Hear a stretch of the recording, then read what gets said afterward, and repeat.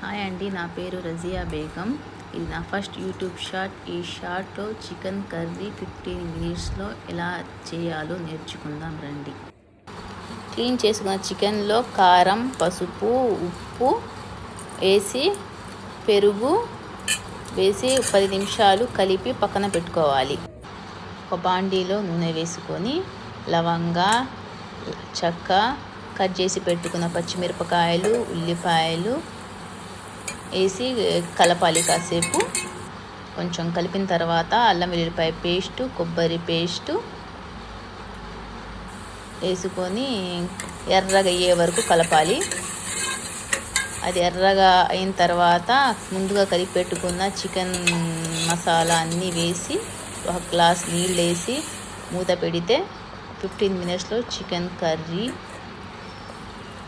Ready.